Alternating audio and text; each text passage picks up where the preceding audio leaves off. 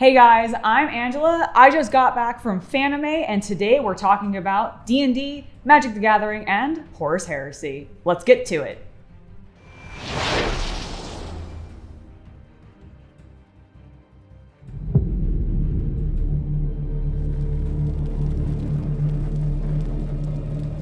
Right then, the entirety of the Horus Heresy in just 60 seconds. Start the timer. Horus gets named War Master after he's stabbed with a magic knife. He decides he could do a better job than his dad, the Emperor, but he can't do it alone, so he sends his jock brother to fight his nerd brother. Then he signs up his angriest brother, his prettiest brother, and his smelliest brother to his new club. First, they weed out the Space Marines from their legions who are still loyal to the Emperor, which they do with virus bombs and orbital bombardment. Some of the loyalists escape and they tell the Emperor what's going on. He is not happy. He sends 7 legions to deal with the rebellion. 7 loyal legions against 4 traitor legions sounds like it'd be the end of the Horus Heresy. But 4 of the loyalist legions are actually traitors, so it was 8 legions of bad brothers against 3 good ones. Horus's brother with strange hands was killed by his best friend with the talking sword, and the 3 loyalist legions are pretty much wiped out. The brother with all the bikes and the natty moustache can't decide whose side he's on, and he has his own civil war while he decides. The brother with the wings tries to find a cure for the bloodthirst of his sons. He nearly gets help from a demon, but they have a big fight instead. Then Horus sends his most pious brother to go and fight his most organised brother. Because of a massive storm in space, everyone thinks that Terra has been destroyed, so the organised brother, the brother with the wings, and the brother with all the secrets start their own empire, which is kind of what Horus is trying to do. In the middle of all of this, one of the brothers, who is definitely dead, comes back to life and teleports himself across the galaxy with his special hammer. Some of the brothers become demons. Horus becomes tied up by the dark gods. On the way to Terra, one of the brothers gets sick, pledges the soul of his legion to Nurgle, all just in time for the siege of Terra, but that's a subject for another video. How's that? 60 seconds? Nailed it. Lupercal! Lupercal!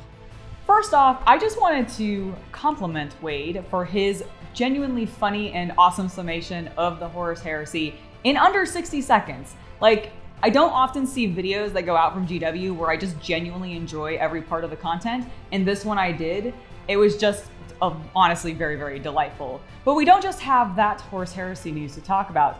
We also had the announcement of some Sons of Horus heads, there will be resin heads. There'll be 11 of them that'll come in the set, and they're mainly helmeted, but there will be some unhelmeted ones as well. We also got a reveal of some shoulder pads for the Sons of Horus, which I'm looking forward to because I do think I want to paint, I don't want to paint Sons of Horus. I don't really want to paint them when they fall into chaos.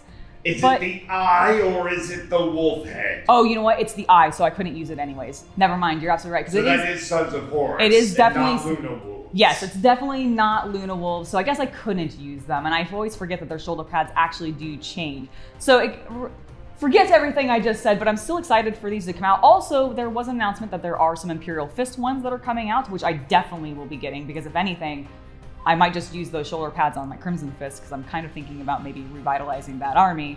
But on top of that, we also got some news that all of the legions are going to be getting specific shoulder pads and helmets that you will be able to buy separately to make your army feel a little bit more thematic to whatever legion you choose, which I always like seeing.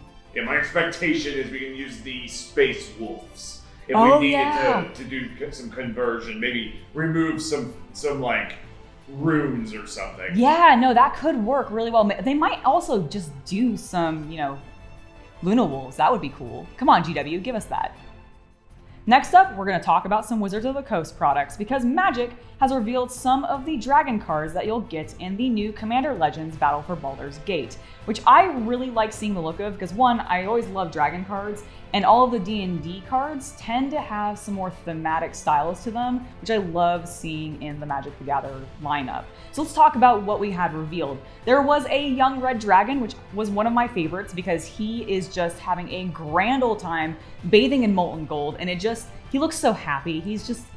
It's so cute. And I actually really like red cards. Whenever I do actually play Magic, I tend to run black-red decks or white-green decks. Those are sort of the 2 ways that I lean. And so I always like seeing all of those card colors. We also got to see a topaz dragon, a green dragon, an oceanic dragon, which I feel like you don't see that super often, although it is a growing theme, because even Games Workshop has the Sea Elves now. So I do think oceanic themes are becoming more of a thing in fantasy, which I'm always in favor of. I always love the color palettes that you get in ocean themed things.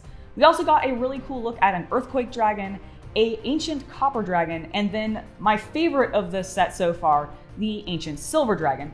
Not because I actually have an affinity with silver dragons or anything like that. It's just that it's done in their Monster Manual Codex style of art where it's got the sepia background, black ink, and minimal color work. And I just really, really like that style of card that they do. It's one of the things that attracted me to the D&D sets and why I've opened a couple of them on the channel and not really much else because I really just like that format. Like if they could give me more cards like that, I'd be so happy. It's that time of the video where I interrupt to tell you about my Patreon and to let you know that we just added a Discord server which all tiers get access to. So if you're wanting a way to chat with me, share with me your projects, or just tell me what board games you're playing, definitely make sure to check the link below and check out my Patreon. If you're a fan of Dungeons & Dragons books, I have some unfortunate news.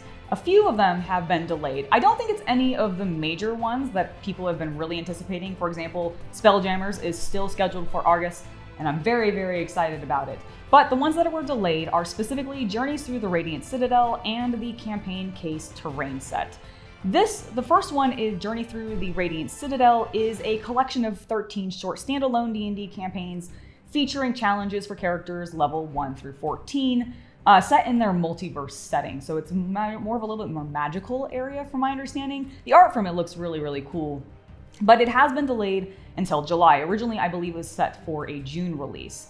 We also had the Campaign Case Terrain, which has been delayed. That is a collection of 64 creature tokens, 5 sheets of fully illustrated creature clings that you can put on those tokens, and it also came in a really nice carrying case. That has also been delayed. That one has been pushed back till August, coming out, I believe, around the same time that Spelljammers will be. Speaking of Spelljammers, we do have some small news on that. Now, that is still scheduled as it would be, like I said, coming out in August.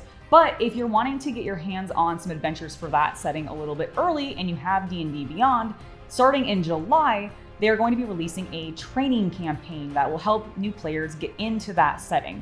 So if you've never played Spelljammers before, or you are kind of wanting to see how, 5th edition is updating the system, that might be a good way to do it, especially if you already have D&D Beyond.